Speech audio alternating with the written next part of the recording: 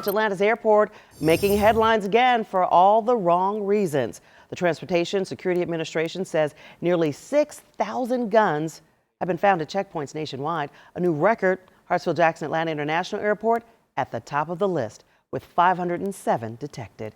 CBS 46's Trace and Bragg live at the airport with that story. I'm sure folks kind of forget they have guns, but you know what? When you know you're packing up, Trayson, you need to check and check again. Yeah, absolutely, because it can be dangerous. I mean, we saw what happened here back in November, right? And anytime you're on the top of a list like this, I mean, #1 on this type of list, it can be disturbing, especially when you consider that Hartsfield-Jackson is the busiest airport in the entire world, meaning a massive amount of men, women, and children walk through its walls every day. Pretty much everyone in the metro remembers this scene, the day last November when a gun fired inside Hartsfield-Jackson, creating a stampede of passengers.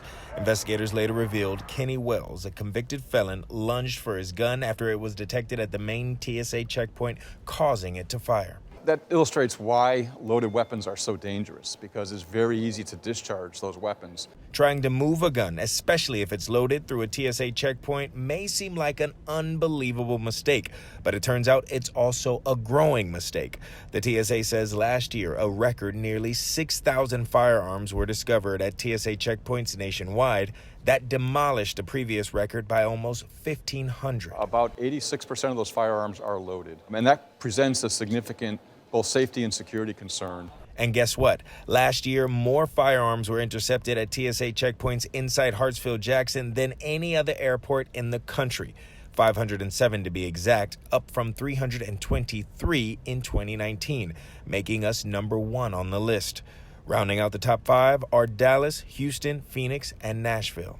The National Shooting Sports Federation says gun sales are up nationwide. In 2020, over 8.4 million people bought a gun for the first time.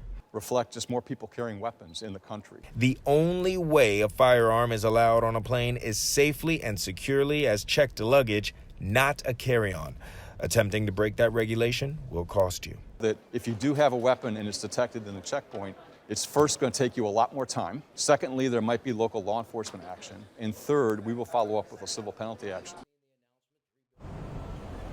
Now, that fine is nearly $14,000, and in addition, you'll also lose your TSA pre-check.